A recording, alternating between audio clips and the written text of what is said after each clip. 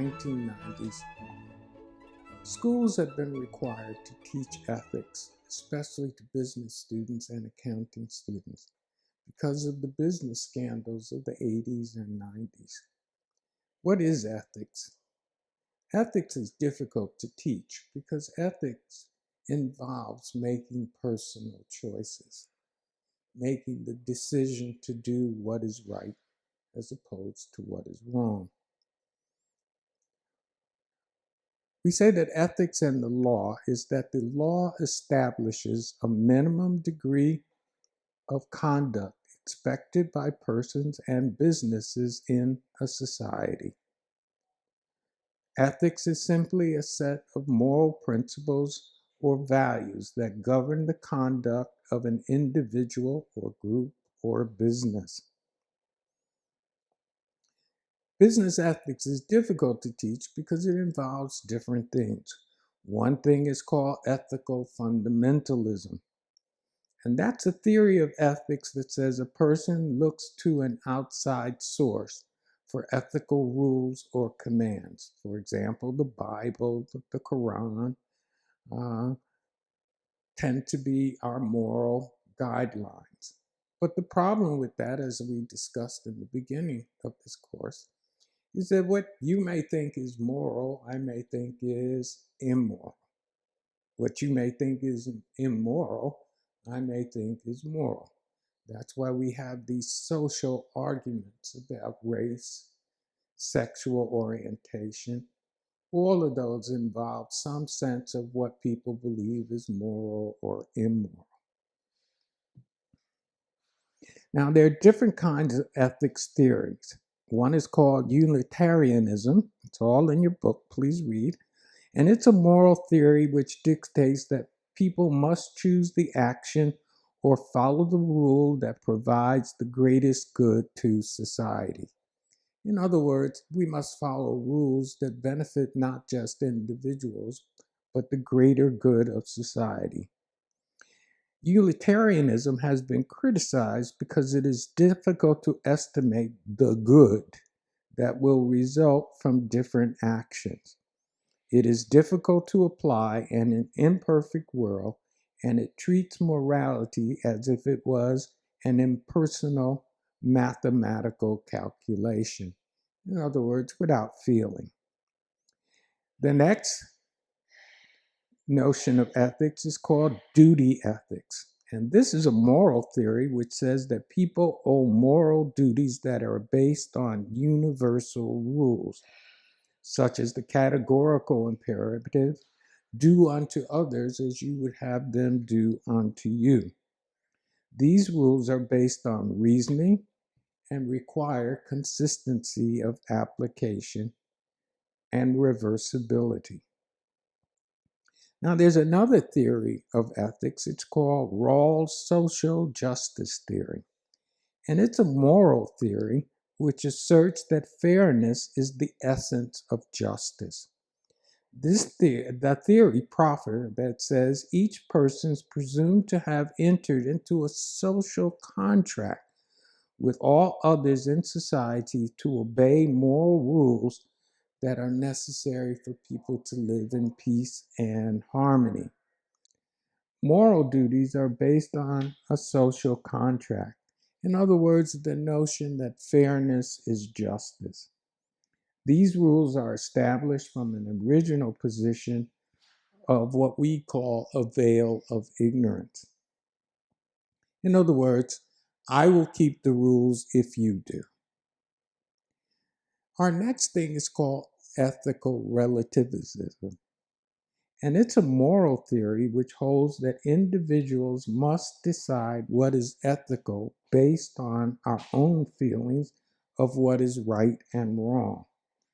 This theory is criticized because action that is usually thought to be unethical, committing fraud, would not be unethical if the perpetrator or the person committing it thought it was in fact ethical. Few philosophers advocate this notion of ethics as an acceptable moral theory.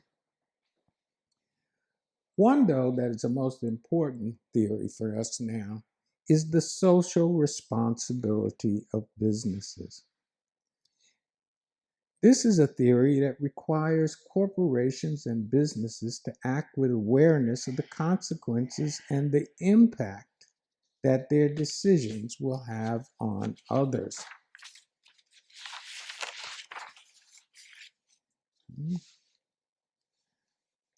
Now, four theories of social responsibility for business is number one, is maximizing profit. And that's a theory of social responsibility that says that a corporation owes a duty to maximize its profits to the shareholders. In other words, that its main primary duty is to the owners of the corporation or the business. The next one is called moral minimum. And this is a theory that of social responsibility that says that a corporation duty is to make a profit while avoiding or causing harm to others. Under this theory, as long as businesses avoid or correct the social injury it causes, it has met the duty of social responsibility. Please look up all these questions of corporations and the environment. What is their duty? Corporations and its duty to the poor.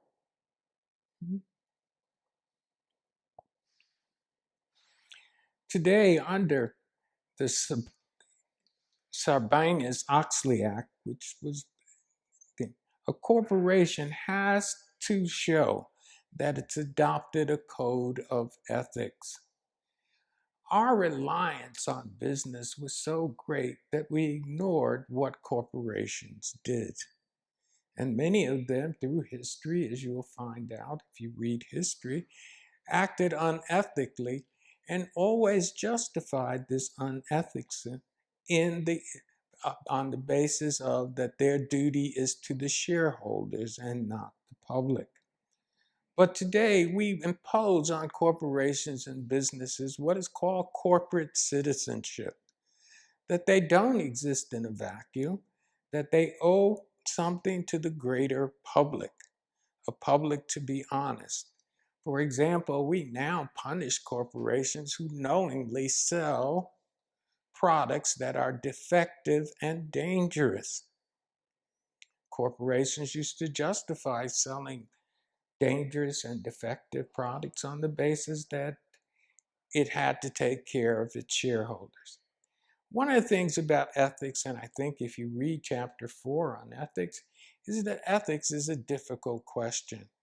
It not only requires individual choices, but it requires moral choices based on the good needed for others. It's difficult at times to make these decisions, especially when they conflict with what are perceived as other greater interests. For example, as we talked about, corporations believed that their greater interest was to make profit for their investors, their stakeholders, and that it owed nothing other than to make that profit for them. Think about it ethically. You're required as students to make ethics decisions. You have an exam. You didn't study for it. You need to pass the exam to pass the course. The only way you can pass the exam is by cheating. The question in your mind becomes, do you cheat? Do you argue that you graduating and passing this course is better than you having to take the course all over again? Those are kind of ethical dilemmas. Those require individual decision making. You're walking down the street, you find a wallet that has $5,000 in it. There's no name on the wallet, no indication of who owns it. You need the money. What do? Do you do the ethical thing, which is to turn in the money so that the owner of the money can be found? Or do you keep the money because you need it and you make justification for keeping it? God wanted me to have this money, that's why I found it. So those questions come up every day for all of us individually. Not only must we make individual choices, but we're confronted by different problems through life that require these individual choices to be made. What will be our basis for it? Well, for some, it will be a notion of morality, a basic sense of right and wrong.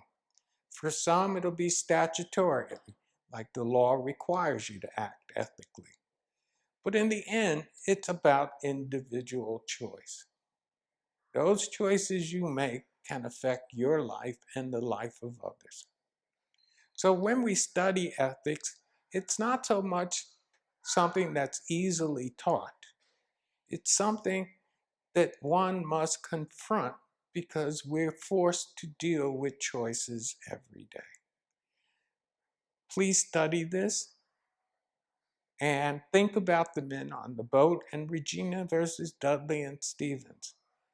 Ask yourself, did they have to make an ethical decision? Please look forward to our next video, and thank you very much.